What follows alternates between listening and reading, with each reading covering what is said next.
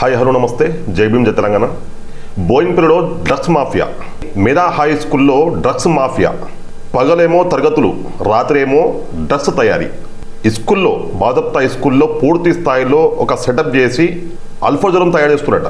ఈ అల్ఫోజనం దేనికి పనిచేస్తారంటే కళ్ళులో మత్తు కోసం కలుపుతున్న అల్ఫోజనం తయారు చేస్తున్నారట. సికింద్రాబాద్ ఓల్డ్ బోయిన్పల్లిలో మెదా హై స్కూల్లో ఈ వ్యవహారం మొత్తం రాత్రి జరుగుతుంది. పగలేమో తరగతులు, రాత్రేమో డ్రగ్స్, లంగా లుచ్చా లఫంగా చేసే పనులు.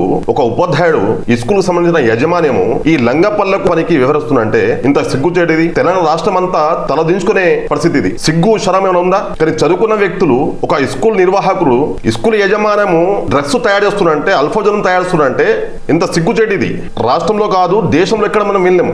కానీ ఇది మొట్టమొదటిసారి ఈ స్కూల్లో డ్రగ్స్ మాఫియా, డ్రగ్స్ తయారు చేయడము ఇది మొదటిసారి వింటున్నాం.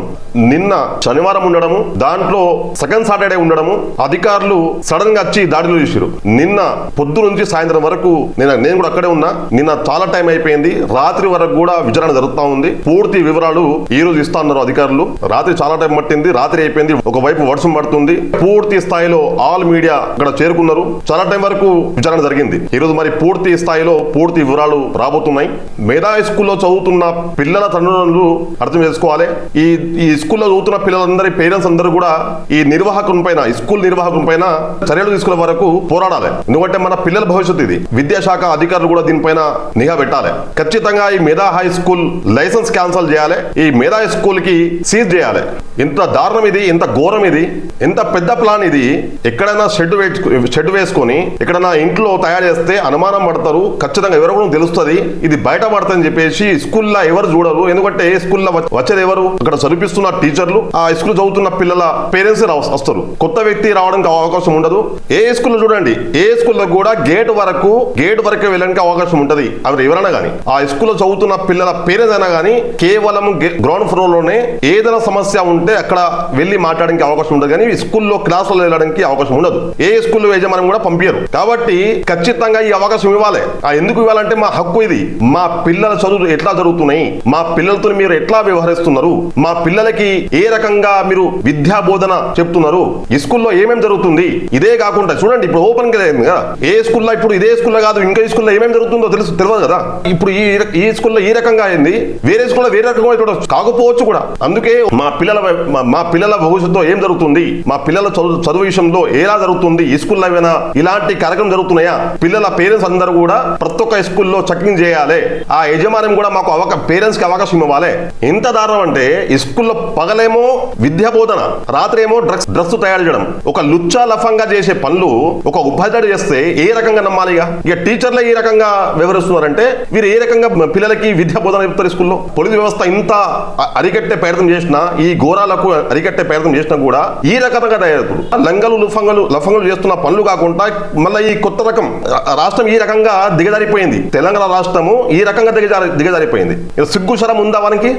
మన పేరంట ఏదో బయటపడింది. నిన్న చాలా ప్రయత్నం చేసినాం, అసలు ఏం పేరు ఏంది, అసలు ఎవడు వీడు అని చాలా ప్రయత్నం చేస్తే జయప్రకాష్ గౌడ్ అంట. వాంతో పాటు ఇంకా ఇద్దరు ఉన్నారు, ఉదయ్ సాయి, మురళి సాయి అని ఇద్దరు వ్యక్తులు వాళ్ళ ఎంబడి ఉన్నారు. వీళ్ళు ముగ్గురు కలిసి చేస్తున్నారంట. ఈ ప్రకాష్ గౌడ్ అనే వ్యక్తి ఈ కళ్ళులో కలుపుతున్న మత్తు పదార్థాలు ఇసుకలో తయారు చేసి ఏ కళ్ళు డిపోల్లో సప్లై చేస్తున్నాడు. ఇంకో విషయం ఏంటంటే వీరు వెనకాల ఎవరెవరు ఉన్నారు, ఎందుకు అని మాట అంటే ఏదైతే బిల్డింగ్ ఉన్నదో ఆ బిల్డింగ్ యజమానం కూడా హస్తం ఉందా లేదా? ఎందుకు మాట అంటున్నా అంటే ఏ యజమానం, బిల్డింగ్ యజమానము దేనికైనా రెంట్కి ఇచ్చినప్పుడు నా బిల్డింగ్ లో ఏమైనా జరుగుతుందా, ఇలాంటి కార్యక్రమం ఏమైనా జరుగుతున్నాయా అప్పుడప్పుడు వెళ్ళి ఇక్కడ చూడాలి. చూస్తే అర్థమైతే అప్పుడు బయట పడుతుంది. ఈ జరుగుకుంటా ఆపచ్చు. అందుకే విజ్ఞప్తి చేస్తున్న ప్రతి ఒక్క బిల్డింగ్ యజమానం కూడా మనం రెంట్కి ఇచ్చినప్పుడు అక్కడ తొంగి చూస్తుండాలి. ఏదో మనం రెంట్ వస్తుంది కదా, వేల లక్షలు వస్తుంది కదా, మన చాలు కదా, మన సంపాదన ఇదే కదా, నాకెందుకు ఇచ్చేసిన రెంట్ అని కాదు. అప్పుడప్పుడు వెళ్ళి చూడాలి. అది మీ హక్కు, అది మీ బిల్డింగ్, అది మీ ప్రాపర్టీ. అది ఈ రాష్ట్రంలో మొట్టమొదటిసారి ఎన్నో స్కూల్లో ఎన్నో ఘోరాలు జరిగినాయి. వీనికి మీద సిగ్గు శరం బుద్ధి ఏమైనా ఉందా? చదువుకునే వ్యక్తి కదా, ఒక పాఠశాల యజమానం కదా వీడు. దీని వెనకాల ఎవరు ఉన్నారు అంత బయటపడాలి. లోకల్ గా ఉన్న ఏమైనా రాజకీయ నాయకుల హస్తం ఉందా లేదా, అది మొత్తం బయటపడాలి. ప్రకాష్ గౌడ్ అనే వ్యక్తి వెనకాల ఎవరెవరు ఉన్నారు, ఎవరెవరి హస్తం ఉంది, రాజకీయ నాయకులు ఉన్నారా అని ఎందుకు మాట్లాడుతున్నా అంటే కొంతమంది రాజకీయ నాయకులు గాంజా తాగే బ్యాచ్లకు ఎంబడేసుకుని తిరుగుతారు. అందుకే మాట అంటున్నా, రాజకీయ నాయకులు హస్తం ఉందా, ఏమైనా అన్నదండాలు ఉన్నాయా? ఇంత పెద్ద వీడు చేస్తున్నా అంటే, ఇంత ధైర్యంగా చేస్తున్నా అంటే ఈ ఖచ్చితంగా ఏదో వీని వెనకాల ఉండరు. అది మొత్తం బయట పడాలి, ఖచ్చితంగా మొత్తం బయట తీస్తాం. ఎందుకంటే చాలా పెద్ద విషయం ఇది, మన పిల్లల భవిష్యత్తు కాబట్టి ఖచ్చితంగా ఇది మొత్తం బయటపల్లి కావాలి. దీని వెనకాల ఎవరెవరు ఉన్నారు, వీరే ఉన్నారా, వీరే చేస్తున్నారా, రాజకీయంగా హస్తం ఉందా, వీరే పైల్వాన్ల రాజకీయ తీసుమార్గాలు ఏమైనా హస్తం ఉందా? ఒకవేళ ఉంటే రాజకీయంగా డివిజన్ లో కాదు, నియోజకవర్గంలో రాజకీయంగా లేకుండా చేస్తాం. లుచ్చల ఫంగల్ చేసే పని ఒక ఉపాధ్యాయుడు, ఒక స్కూల్ యజమానము ఇంత దిగజారినంటే ఏమైనా ముఖం ఉంటుందా? బంధువులో గానీ, స్నేహితుల్లో గానీ, ఈ డివిజన్ లో గానీ, ఈ స్కూల్లో చదువుతున్న పిల్లల పేరెంట్స్ ముంగట ఏమైనా ముఖం ఉంటుందా? వింది ఇంత సిగ్గుచేటు నేరం చేసే పని కొన్ని రోజులకి పరిమితము, ఖచ్చితంగా బయట పడుతుంది. ధర్మాన్ని ఉంటది. ఎందుకంటే మత్తు పదాలతోని మంది ప్రాణాలు తీస్తున్నప్పుడు ఖచ్చితంగా ఆ కలకల పడుతుంది. ఆ కలకల అంటుంది కాబట్టి ఇది బయట పడుతుంది. ఎవరెవరి కలకల కదా, అల్ఫోజోరియం కలిపి తయారు చేసి ఆ కలులో కలిపి మంది దాపిస్తే ఎన్నో కుటుంబాలు రోడ్డు మీద పడతాయి. ఆ కుటుంబాలు ఖచ్చితంగా కలకల ఉంటది కాబట్టి ఖచ్చితంగా బయట పడుతుంది. కొన్ని కుటుంబాల కలకల ఇది. వీనికి రాష్ట్రం లేకుండా చేయాలి. వీనికి అరెస్ట్ చేసిరు పోలీసులు అరెస్ట్ చేసిరు. వీనికి పరిమితం జైలుగా చేశారు. వీనికి లుచ్చాల ఫంగలు మొత్తం డివిజన్ మొత్తం నాశనం చేస్తారు. కుకటపల్లి నియోజకవర్గానికి నాశనం చేస్తారు. ఏమైపోయింది రాష్ట్రానికి? ఈ రాష్ట్రానికి ఏమైపోయింది? తెలంగాణ రాష్ట్రానికి ఏమైపోయింది? మన గ్రామాల్లో, మన జిల్లాలలో, మన డివిజన్లలో ఖచ్చితంగా పేరెంట్స్ అందరూ వెళ్ళి ప్రతి ఒక్క స్కూల్ చెక్ చేయండి.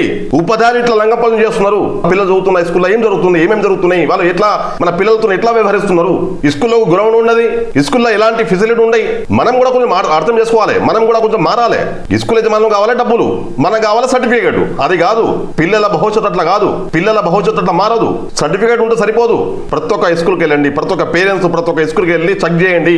చెక్ చేస్తుండండి, అప్పుడప్పుడు వెళ్తుండాలి. అది మన హక్కు. ఒకవేళ వాడ ఆ స్కూల్ యజమానము మేము వెళ్ళనీయము అని చెప్తే కూడా గల్ల పట్టుకోవాలి. మనకి రోడ్ మీద అడిసే ప్రయత్నం చేయాలి. ఇది మన హక్కు. అది మన పిల్లలు చదువుతారు కాబట్టి చదువు ఎలా చెప్తున్నారు, ఏ రకంగా వ్యవహరిస్తున్నారు అని చెప్పేసి కూడా మనం చెక్ చేస్తుండాలి. మన హక్కు అది.